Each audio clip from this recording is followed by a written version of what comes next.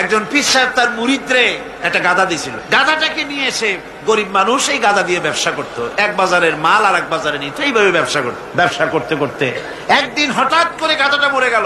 বেচারা মহাচিন্তায় পড়ে গেল, আরে গাধা মরে গেল, আমি বাঁচবো কেমন, আমি রুজি করবো কি দিয়া, এইটা দিয়েই তো ব্যবসা করতাম, কি করা যায়। শেষ পর্যন্ত রাস্তার ধারে মাটি খুঁজিয়া গাধাটারে কবর দিয়া সেই কবরের পাশে বসে কাঁদতেছে। দুপুর থেকে কাঁদতে কাঁদতে সন্ধ্যা হয়ে গেছে।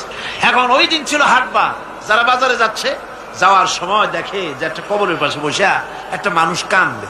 চিন্তা করলো এখানে তো কোনোদিন মাজার টাজার দেখি নাই, হয়তো স্বপ্নে কোনো অলিউল্লাহর মাজার আবিষ্কার হয়ে গেছে। বাজার করে যখন ফিরতেছে তখন ওই যে দেখে যে সে লোকটা তখনও বসে আছে। তখন কেউ দুইটা বাগুন, কেউ 4টা পান, কেউ 2টা সুয়ারি, কেউ একটা মাছ, কেউ 2টা টাকা, কেউ 200 চাউল এইরকম দিয়েছে।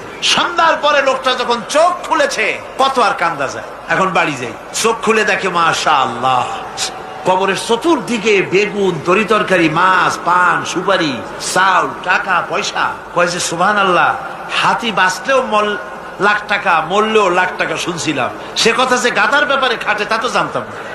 লোকটা তখন বুদ্ধি করে পরের দিন একটা শালু কাপড় কিনে একটা লাল শালু কাপড় কবরের উপরে বিছাই দিল। এরপরে কয়েকখান ইট টিট জোগাড় করে ওর পাশে ধ্যানে বসলো।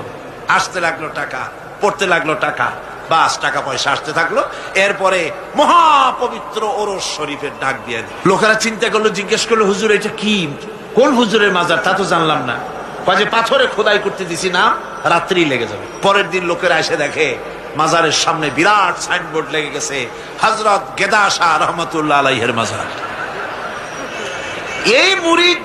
এই মুরিদের পীর যিনি, তার কাছে খবর গেল, হুজুর আপনার বাড়িতে যে কবর, এই মাজারে আর কি টাকা হয় আর আপনার ওরসে আর কি লোক হয়, যাইয়ে দেখেন আপনার মুরিদের কেরামতি, মাজারে টাকার অভাব নাই, আর সে কি আলিশান মাজার, কত টাকা, কি বিরাট ওরস। পীর সাহেব চিন্তা করলো, আমার মুরিদি আবার কবর পাইলো কই।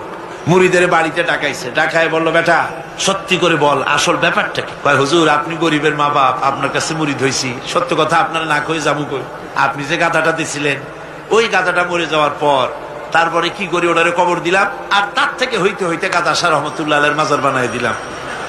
পীরে কয়, ও আমি আরো না মনে করছিলাম, না জানি তুমি কোনো সত্যি কোনো পীরের মাজার পাইছো নাকি। অসুবিধা হয় নাই, তোমার যে গাধাটা দিছিলাম আমার বাড়িতে কবর, ওই গাধার মায়ের কবর আমার বাড়িতে। ভাইরা আমার, এভাবে করে মাজারকে কেন্দ্র করে সারা বাংলাদেশে কোটি কোটি টাকার ধর্মের নামের ব্যবসা হচ্ছে, লুট হচ্ছে, তারাজ হচ্ছে।